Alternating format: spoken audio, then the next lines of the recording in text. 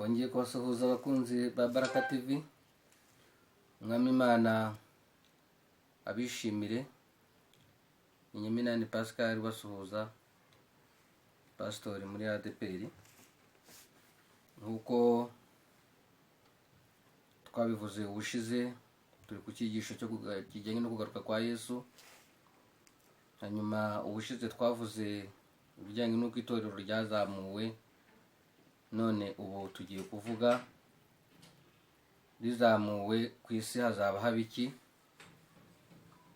Tugiye kuvuga ibihereranye n'ibizaba biba nyuma y'uko itorero rizamuwe hano ku isi. Ndagira ngo dutangire dusoma amagambo dusanga mu rwandiko rwa kabiri Pawulo yandikiye Abitesaloniki, ni igice cyaho cya kabiri. Turasoma duhereye ku murongo waho wa mbere. Hagira hati: umutwe w'amagambo uragira ngo kugaruka kwa Yesu kuzabanzirizwa no guhishurwa k'umugome. Turabinginga bene data, kuko kuzaza k'umwami wacu Yesu Kristo no kuzamuteranirizwaho kwacu, kugira ngo mutanamuka vuba mukava mu bwenge, cyangwa ngo muhagarikwe imitima naho mwaba mubitewe n'umwuka cyangwa n'ijambo cyangwa n'urwandiko rukekwa ko ruvuye kuri twe, bihamya yuko umunsi w'umwami wacu umaze gusohora. Ntihakagire umuntu uboshya atyo uburyo bwose, kuko uwo munsi utazaza kurya kwimura Imana kutabanje kubaho, kandi urya munyabugome atarahishurwa, ari we mwana wo kurimbuka, ni umubisha wishyira hejuru y'icyitwa Imana cyose cyangwa igisengwa, kugira ngo yicare mu rusengero rw'Imana yiyerekane ko ari Imana. Ntimwibuka yuko nababwiye ibyo nkiri kumwe namwe? Kandi none muzi yuko ikimubuza ari ukugira ngo azahishurwe mu gihe cye, kuko amayoberane y'ubugome n'ubu atangiye gukora, ariko ntazahishurwa keretse uyabuze ubu akuweho.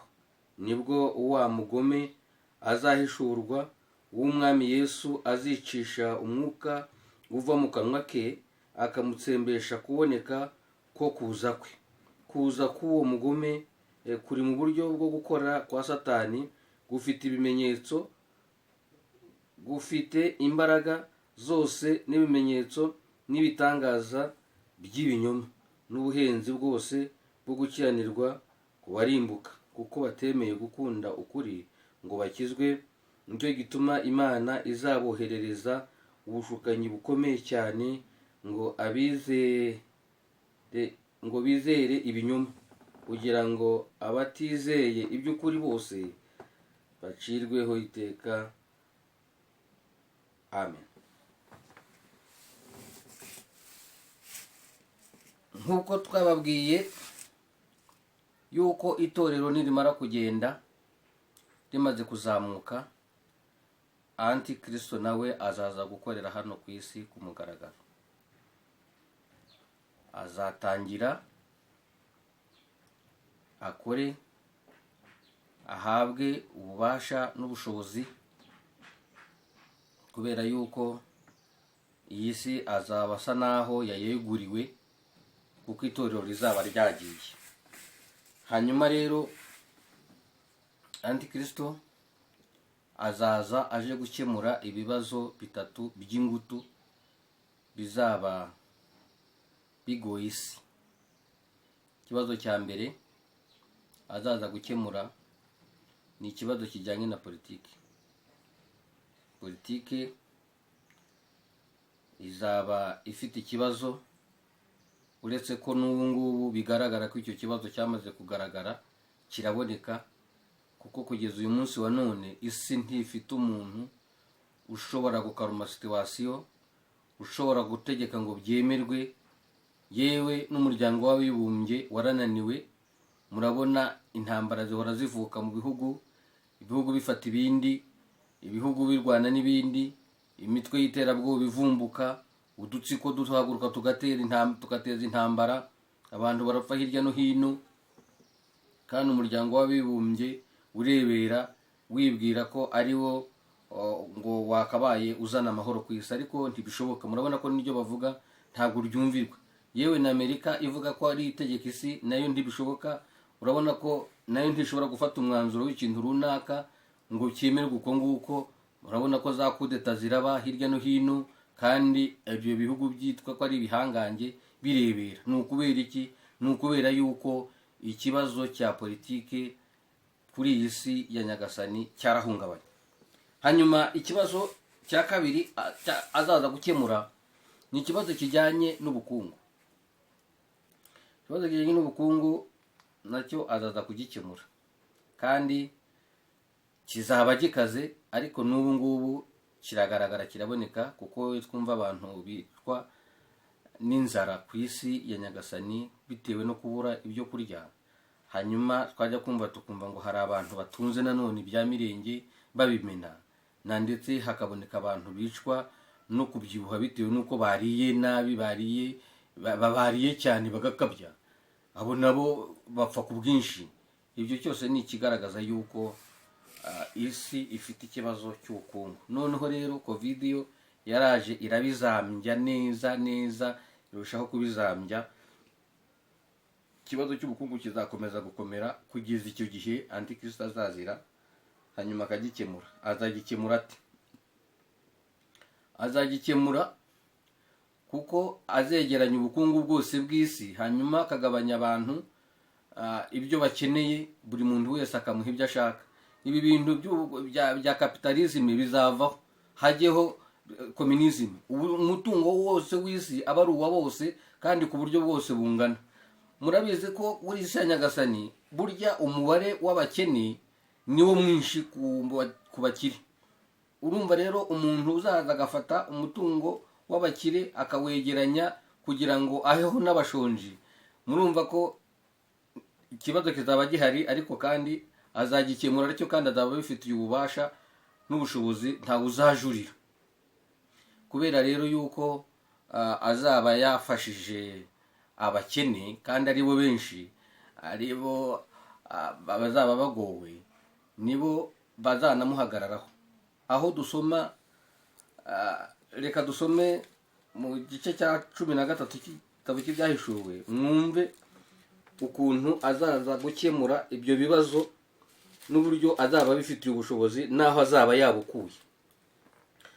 13 umurongo waho wa mbere haravuga ngo, ngihagarara ku musenyi wo ku nyanja, ngiye kubona mbona inyamaswa iva mu nyanja ifite amahembe 10 n'imitwe 7. Ku mahembe yayo hariho ibisingo 10, no ku mitwe yayo hariho amazina yo gutuka Imana. Iyo nyamaswa nabonye yasaga n'ingwe, yasaga n'ingwe, amajanja yayo yasaga n'ayaruko, akanwa kayo kasaga n'ak'intare. Cya kiyoka kiyiha imbaraga zacyo n'intebe yacyo y'ubwami n'ubutware bukomeye. Nuko mbona umwe mu mitwe yayo usa n'ukomeretse uruguma rwica, ariko urwo ruguma rwawishe rurakira.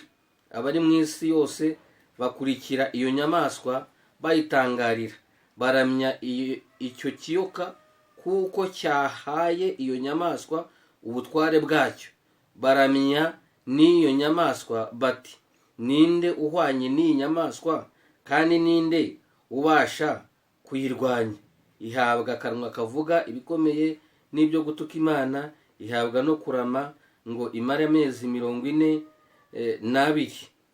Ibumburira akanwa kayo gutuka Imana no gutuka izina ryayo n'ihema ryayo n'ababa mu ijuru. Ihabwa kurwanya abera no kubanesha. Ihabwa no gutwara imiryango yose n'amoko yose n'indimi zose n'amahanga yose. Abari mu isi bose bazayiramya, umuntu wese izina rye ritanditswe mu gitabo cy'ubugingo cy'umwana w'intama watambwe uhereye ku kuremwa kw'isi azayiramya. Murumva yuko iyi nyamaswa izaba yahawe ubushobozi bwose. Nukuvuga iki? Nukuvuga ko ikibazo cya politiki azagikemura kubera ko azaza yarabananiye, kandi n'ubu ngubu yarabananiye, babonye uwo bayiha batunganiriza babikora bishimye. Icyo gihe rero antikristo naza azaba abifitiye ubushobozi. Murabona ko ikiyoka kizaba cyamuhaye intebe yacyo n'ubwami bwacyo, mbese cyamuhaye ubushobozi bwose. Tubonye ngo ategeka ngo imiryango yose n'indimi zose n'amahanga yose, ibyo byose bizaba biri mu biganza bye. Hanyuma ngo abantu bari mu isi yose ngo bazayikurikira bayiramya, kandi ngo bavuge ngo ninde uhwanye n'iyi nyamaswa, ninde ubasha kuyirwanya. Nta muntu uzaba ushobora kumurwanya, kuko abakene bashaka kwivumbura kuko yafashe ubutunzi bwabo ngo abohe ku bakene, kuko abakene ari bo Nyarwanda nyamwinshi bazaba bamuri inyuma, bazabakangara bitume abakiri kubera ko bazaba ari nyamuke, babone ntaho bahera barwanya iyo nyamaswa bapowe. Ni muri ubwo buryo rero azabigeza. Hanyuma ikibazo cya gatatu azaza gukemura antikristo ni ikibazo kijyanye n'iyobokamana. Iyobokamana naryo buryarazengeriye, namwe murabibona, namwe murabyumva, ntacyo mutabona. Aya madini yose mubona agenda yaduka, suko yose buriya aramya Imana, ariko nabyo birimo akajagari, kuko usanga umuntu agahagurukana imyizerere runaka bitewe n'ibyo agambiriye n'ibyo ashaka kugeraho, agahimba ibintu akabishiraho ngaho akabigenza atyo. Ibyo byose rero birigaragara nk'ibirimo akajagari, naryo rizaba rikeneye gushyirwa ku murongo iyobokamana. Naza rero antikristo azashyiraho idini imwe, kandi abantu bose bazaba bahari icyo gihe bayiyoboke, keretse gusa muri iyi mizo ya mbere antikristo naza, mbatangarize ko n'abayahudi bazamuyoboka. Mu gice cya mbere bazamuyoboka bamwemere, kuko azaza mu isura, mu ishusho yuko yiyise ko ari we Mesiya bari barategereje. Abayahudi rero bazamuyoboka bamwemere. Hanyuma nibigera hagati bazabisobanukirwa, ariko mu mizo ya mbere bazaba bamwemeye. Antikristo rero akiza, abantu bose bazamuyoboka bamwemere, keretse gusa abantu bazaba bacererewe kumva impanda, kuko nabo barahari. Hari abantu bazaba bakererewe kumva impanda. Antikristo azasanga hano kuri iyi si itorero ryagiye, abandi basigaye, kandi batasigaye kuko ari ukuvuga ko wenda badakijijwe. Hari n'abakijijwe bazasigara, bazakererwa kumva impanda. Aba rero ababo bazarwana na antikristo kuva gitangira kugeza bashizemo umwuka. Hanyuma bagende bajye kuruhuka, bategereze ko imyaka 7 izashira, hanyuma bakazuka bakimana na Kristo ngo mu bwami bw'imyaka 1000. Ariko ababo bazamurwanya rwose ku mugaragaro. Nibo bazamurwanya, ntibazemera gushyirwaho ikimenyetso, ntibazemera kuramya iyo nyamaswa, ntibazabyemera, kuko bazaba bazi neza uko bimeze.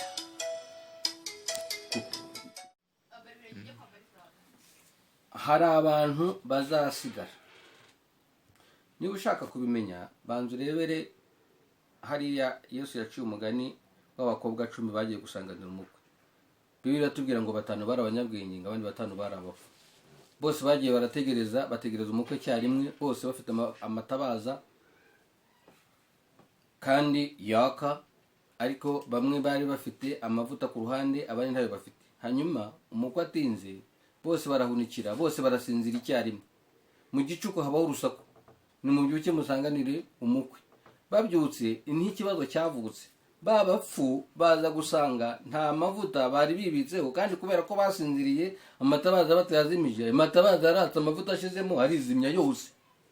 Ariko abanyabwenge bo kuko bari bafite ndi ku ruhande bongeramo. Hanyuma abapfu babwiye abanyabwenge ngo babahe, barababwira ati ntiyadukwira twese, ahubwo nimujye mu bahanjuzi. Ikigaragara rero, mwari muzi ko aba bapfu bagiye mu bahanjuzi amavuta bakayashaka kandi bakayabona. Barayabonye baragaruka. bagarutse ahubwo ikibazo bahuye nacyo basanze urugi rwakinzwe, abari biteguye binjirana nawe. nuko rero buriya umuntu yavuga ko itorero rizagenda mu bite bibiri. Hari abazagenda ku ikubitiro bazaba biteguye, ariko hari n'abazaza nyuma ariko bo baciye muri izo ntambara, muri ibyo bibazo ziri ingaruka nyine zo gukererwa. Ingaruka zo gukererwa zo zigomba kubaho, ariko bazahagarara neza. Kandi hari igihe njya mbona ashobora kuzaba ari nabo bazaba ari benshi, kubera ko abantu benshi buriya hari ukuntu bajya bibeshya ko bategereje Kristo, ariko wajya kureba ugasanga siko bimeze. Ariko nyuma abantu bazafata imyanzuro kuko bazaba basobanukiwe, kuko ibi byose tuba tubivuga babyumva, ariko icyo gihe bazamenya neza icyo gukora. Aba bantu rero tubasanga hano mu gice cya 12 y'igitabo cy'Ibyahishuwe. Wenda ntabwo turi busome imirongo myinshi, ariko reka duhere ku murongo wa 13, igice cya 12 cy'Ibyahishuwe. Haravuga ngo nuko cya kiyoka kibonye yuko kijugunywe mu isi, gihiga wa mugore wabyaye umuhungu. Umugore ahabwa amababa abiri y'ikizu kinini, kugira ngo ayagurukishe ahungire mu butayu, ahantu he aho agaburirirwa igihe n'ibihe n'igice cy'igihe, arindwa cya kiyoka. Ikiyoka gicira amazi ameze nk'uruzi inyuma y'uwo mugore kugira ngo amutembane, ariko isi iramutabara, yasamya akanwa kayo, imira uruzi cya kiyoka cyaciriye. Ikiyoka kirakarira wa mugore, kiragenda ngo kirwanye abo mu rubyaro rwe basigaye bitondera amategeko y'Imana kandi bafite guhamya kwa Yesu. Tubyumva neza.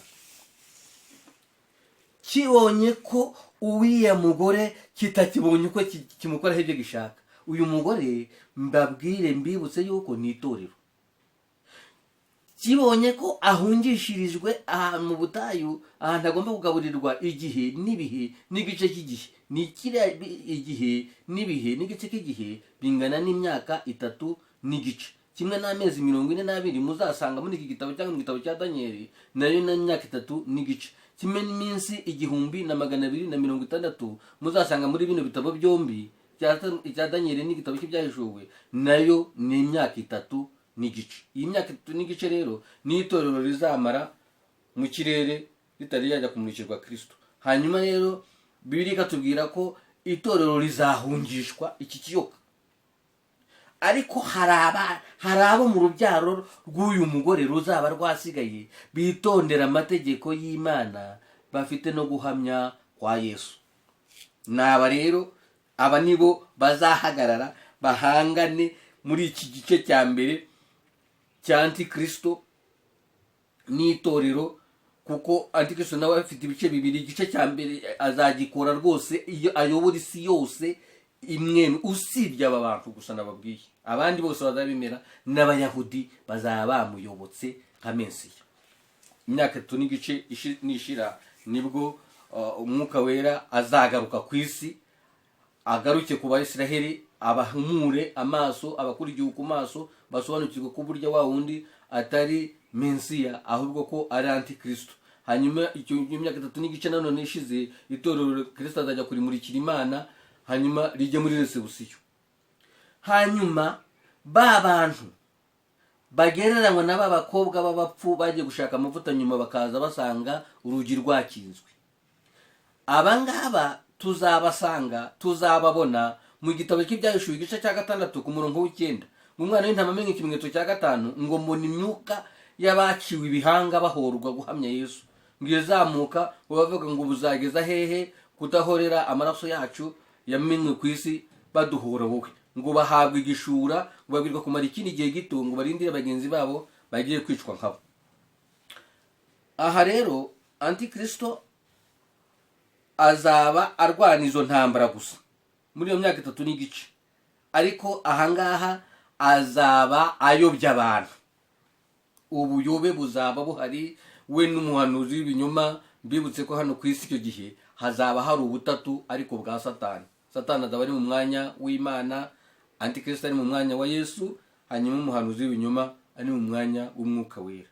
Ibi mbese ibishu twasomye ku murongo wa 10 w'icya gice cya kabiri cy'urwandiko rwa kabiri Pawulo yandikiye Abatesalonike, aravuga ngo kuko abantu banze gukunda ukuri no kwihana ngo bakizwe, bizatuma Imana iboherereza ubushukanyi bukomeye. Ariko tekereza ikintu cyoherejwe n'Imana. Mbese Imana izakingura yegereyo, izakingura yegereyo, bimere nk'icyagihe cyo ku bwa Nowa ubwo yagomororaga imigomero y'amazi yo mu ijuru, igafungura n'amasoko y'ikuzimu, byose bigahurira ku isi, amazi agasandara ku bantu. N'icyo gihe rero Imana izaba yegeye, uruzitiro ruzaba rwavuyeho, uruzitiro rwitwa agakiza ruzaba rwavuyeho, ibishuko n'ubuyobe buzaba buri mu isi ku buryo bugaragara. Mbibutse ko itorero nirigenda, buri itorero niryo risakaye isi. Itorero nirigenda, isi yose izanyagirwa. Ntabwo izanyagirwa n'imvura nk'iyi ngiyi tujya tubona y'imvura isanzwe, izanyagirwa n'imvura y'ibigeragezo. Ibigeragezo bizajya bigira mbese ubuyobe buzaza ku isi butagira rutangira, bukomeye kandi bizaba bigoye ko abantu bashobora kubisobanukirwa, kuko uyu Antikristo azaba afite ubushobozi, azaba yahawe ubushobozi, nibyo azaba yahawe n'Imana gukorera. Azaba yahawe ubushobozi bwo kumanura n'umuriro ukavuga mu isi abantu babireba, kugira ngo abayobeshe ibyo bimenyetso n'ibyo bitangaza. Hanyuma rero imyaka 3 n'igice ishize nibwo impinduka zizaba, nawe ubwe azakora ibituma Abayisiraheli basobanukirwa bamenye ko atari we, ariko n'Umwuka w'Imana nawe azaba yabagarutseho. Kuko itorero nirigenda, Kristo Umwuka Wera azarizamura arishyira Kristo hariya mu kirere. Bamara n'imyaka 3 n'igice ari kumwe n'itorero n'Umwuka Wera mu kirere. Kristo rero agiye kumurikira Imana itorero, Umwuka Wera azagaruka ku Bayisiraheli kugira ngo amasezerano yabo nabo asohore. Abayisiraheli rero nibamara kumenya kubisobanukirwa, nibwo bazakora intambara ikomeye, nibwo bazinjira mu mubabaro ukomeye, kuko isi yose izabanga, kubera yuko abantu bose bazaba bayobotse Antikristo, kubera ko azaba yabakoreye umuti w'ibibazo byari byarabananiye. Hanyuma rero batangiye bibaza bati aba bantu bo, aba batemera bo ni bande? Niho Yesu yabwiye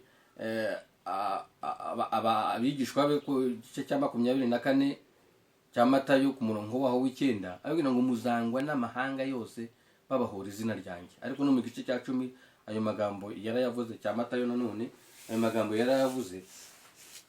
Icyo gihe rero amahanga yose azaba yanze Isiraheli, ayihora yuko isa naho yigometse kuri ubwo bwami buzaba buriho icyo gihe, kubera ko bazaba bamaze gusobanukirwa, bamenye neza ko burya atari Mesiya nk'uko babyibwiraga. Hanyuma rero ubwo nibwo rugendo rwa Antikristo, kandi azaza mu gihe cye, kandi naza nta rutangira izaba ihari yindi.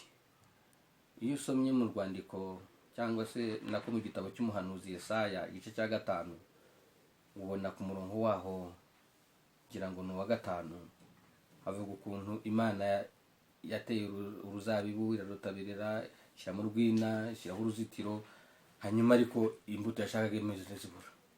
Hanyuma ivuga ko ikibona igiye gukora ari ugusenya uruzitiro, ruzabibu rukonwa, igasinya n'inkike rukanyukwanyukwa. Niko icyo gihe bizaba byagenze. Uruzitiro rwavuyeho, inkike zavuyeho, runyukwanyukwe rwose. Icyo gihe abantu bazashobora kuresista gusa ni babandi nababwiye, ari nabo Bibiliya nayo tubwiye ngo keretse abantu gusa banditswe mu gitabo cy'ubugingo uhereye ku kuremwa kw'isi, nibo batazarashobora kuramya iyo nyamaswa cyangwa igishushanyo cyayo, ariko abandi bose bazabikora. Iyo ukomeje gusoma, wenda dusome abe naho turangirize ku nyamaswa ya kabiri muri cya gice cya 13 ku murongo wa 11 bariho duhera, hanyuma tujye kurangiriza hariya. Aravuga ngo nuko mbona indi nyamaswa izamuka iva mu butaka, iyo yo yari ifite amahembe abiri nk'ay'umwana w'intama, ivuga nk'ikiyoka, itegekesha ububasha bwose bw'aya nyamaswa ya mbere mu maso yayo ihata isi n'abayirimo ngo baramye ya nyamaswa ya mbere yakize uruguma rwayishe, kandi ikora ibimenyetso bikomeye, imanura umuriro uva mu ijuru ugwa mu isi mu maso y'abantu, iyobesha abari mu isi ibyo bimenyetso yahawe gukorera imbere ya ya nyamaswa, ibabwira kurema igishushanyo cy'aya nyamaswa yari ikomerekejwe n'inkota, ikabaho. Ihabwa guha icyo gishushanyo cy'inyamaswa guhumeka ngo kivuge kandi cyicishe abatakiramya bose, itera bose,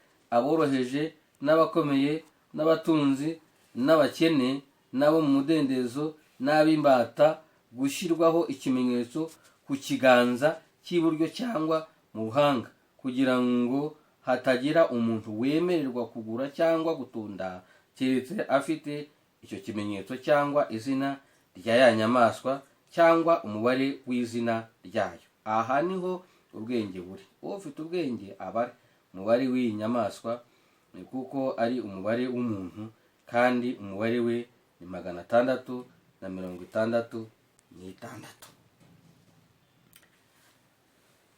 Urumva ko ahangaha iyi nyamaswa nayo izabanza ifate ishusho nk'iy'idini, ariko mu by'ukuri nayo izaba ari inyamaswa. Rero ahangaha ho ikintu gihari gisa naho gikomeye kijya kigora abantu ni uyu mubare.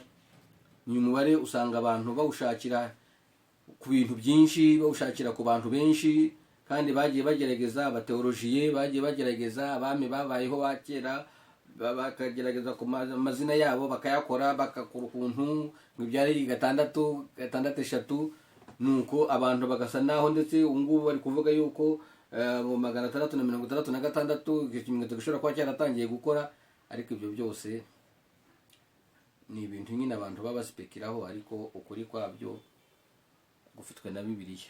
Ubundi usibye ko abantu birirwa bavunika, no hari nabo nabonye ahubwo ubungubu bari kubara kuri COVID-19 nayo bari kuyishaka bakayibonamo 666. Ariko ibyo byose mbona ko usa naho abantu basa barabikora, mbona basa naho biruhiriza ubusa. Ikigaragara cyo Bibiliya iravuga ngo ni umubare w'umuntu, kandi gatandatu ni umubare nyine w'umuntu. Hanyuma igituma ari 6 nuko hari 6 ya Satani, hari 6 ya Antikristo, hari na 6 y'umuhanuzi w'ibinyoma. Aba bose ni abantu, ariko abantu barazimira bakajya kubishaka mu bwenge bwinshi, bakajya gucurika no gucuranura, ariko aba bose ni abantu. Nusoma mu gitabo cy'umuhanuzi Ezekiyeli igice cyaho cya 28, uzabona uko Bibiliya, uzabona ko Imana yabwiye Satani ngo nubwo uhigira muremure ariko uzapfa nk'umuntu, ngo nturi Imana uri umuntu. Icyo si kimwe. Icya kabiri, nujya gusoma muri iki gitabo cy'ibyahishuwe igice cya 19 ku mirongo ihera, uzasanga ukuntu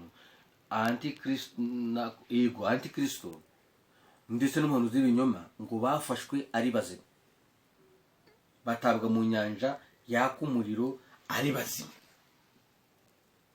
Gusa iyo bavuze ngo ari bazima ntabwo bumva ko ari abantu. Imana rero idufashe. Ibyo ngibyo wenda ntabwo twakirwa tubitindaho cyane, ariko mu magambo makeya nuko Antikristo azakora mu gihe azaza. Ibyo ni byo bizaba biba ku isi mu gihe itorero naryo rizaba ririmo kwezwa. Hanyuma ibindi bizaba bibaho tuzabivuga ubundi butaha tumaze kugera mu gice cya 2, nibwo tuzavuga ibindi. Hanyuma ndagira ngo dusoreze ahangaha, ariko tuvuga duti nyamuneka bantu b'Imana, abazi ko bakiriye Yesu nk'umwami n'umukiza ni mu mugundire mu mugumeho, abazi ko bataramwakira nk'umwami n'umukiza ni mu mugumeho. Mbatangarize ko kwizera Yesu Kristo nk'umwami n'umukiza. Ni rwo rufatiro twese twubakaho. Urwo rero murwubakeho mushikamye, mutareba hirya, mutagira ikindi kintu cyose murebaho, muhanze amaso kuri Kristo gusa, kuko Kristo niwe ufite urufunguzo, niwe ufite umuti w'ikibazo cyose gihari hano ku isi mu gihe kizaza. Ndagira ngo rero dusoze dusenga. Imana data wa twese uri mu ijuru, wowe waremye isi n'ijuru, ushyiraho uyu muteguro wose kuko tubibona tubisoma mu ijambo ryawe waduhaye. Ufite umugambi wo kudukiza ubugome bwa Satani, kandi mu gihe kizaza ubwo Kristo azaba atwaye itorero, Mwami Yesu Kristo, turifuza kuzajyana n'abandi muri icyo gihe, muri icyo gitondo cy'umuzuko. Hanyuma rero dufashe, kandi ufashe umuntu wese uzumva ubu butumwa. Mwami, Umwuka Wera azakangura umutima we kugira ngo umuntu wese abe yiteguye neza. Komeza rero ugiye kuba maso no kukurindira, tudahunikiye kandi tudasinziriye, kandi twiteguye neza, kubw'izina rikuru rya Yesu. Amen.